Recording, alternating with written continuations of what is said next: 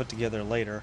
But for now, on this final day on orbit, I'd just like to get each crew member to say a few words and their thoughts of Discovery. For me, Discovery is a very personal thing because I've actually flown Discovery 3 times now. My first flight I flew in 1999 on STS-133 when we brought Senator John Glenn back into space. I flew her again as one of the return-to-flight test missions, STS-121 in 2006, and then finally STS-133, her final flight.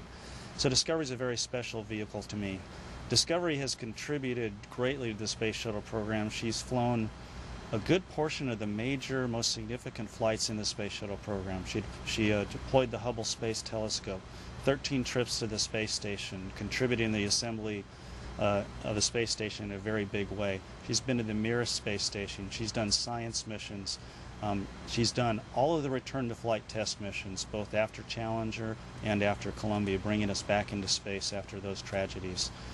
On this final day on orbit, when I think about Discovery, I think about all that. I think about all the people that went before us on this vehicle, but mostly what I think about are the thousands and thousands of people across the Space Shuttle program these past 30 years who designed this vehicle, built this vehicle, have taken care of this vehicle, and operating this vehicle, not just from the cockpit, but also those who operated this vehicle from the ground.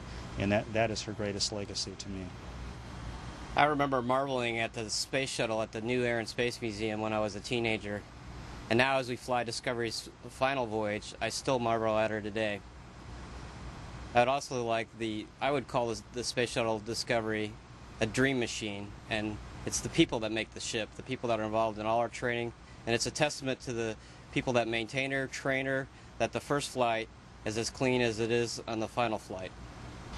In 1948 in Europe, after the ravages of World War II, a bunch of wild-eyed scientists got together and mapped out a vision for the future.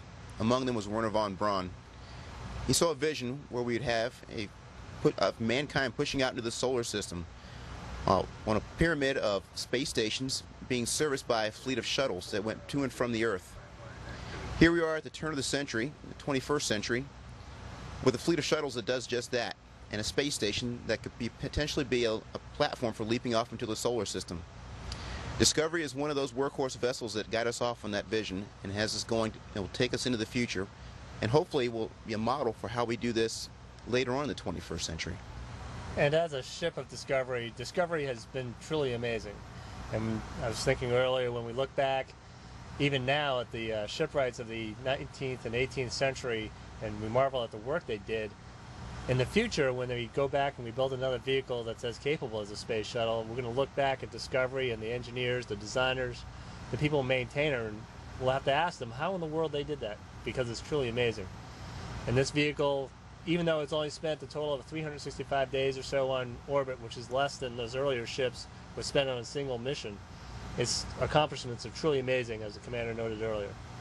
And so thinking about it and looking back, I'm just proud to be a part of this team and a part of this crew on our final flight.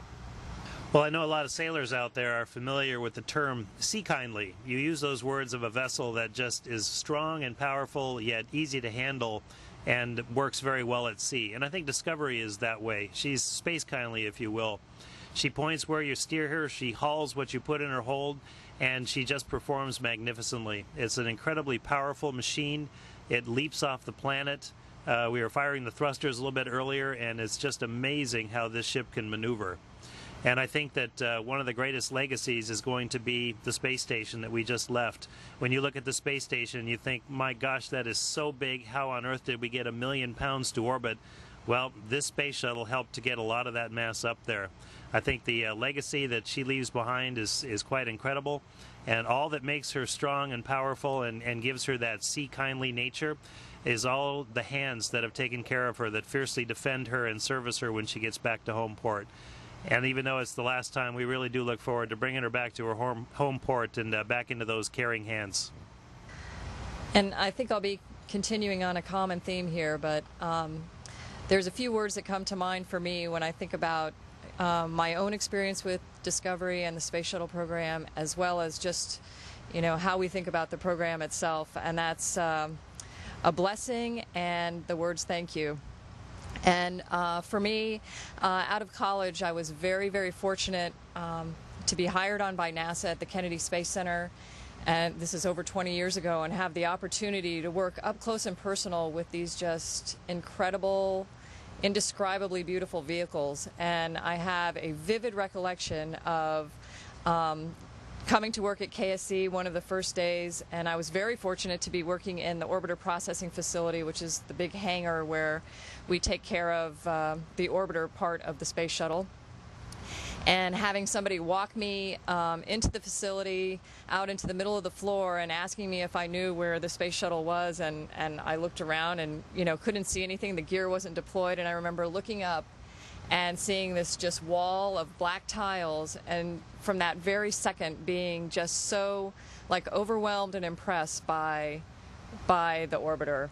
And I'd like to just say thank you to all the people who have taken such great care of her, of Discovery and the other space shuttles, and making it a safe place for us to live and work up here.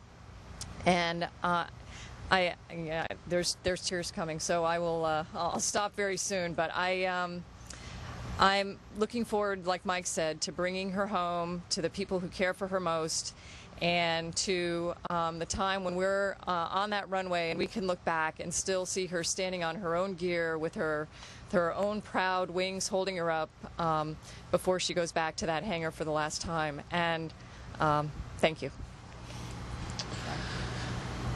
So after we bring Discovery home tomorrow, she's going to go through some decommissioning, and then she will go to a place of honor, some place where all the public can go see her, and hopefully see her as we saw her, as all those workers have seen her, as the engineers and designers and the operators from the ground have seen her as well. Discovery is a great ship of exploration, one that our nation should be very proud of, and I am hopeful that Discovery and the other orbiters in this space shuttle program will continue to inspire the entire nation for many, many years to come.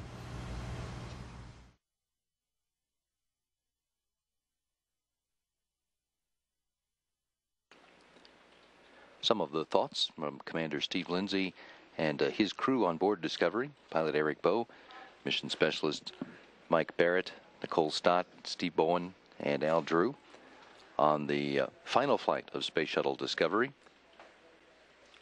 Now 11 days, 20 hours, and 55 minutes long.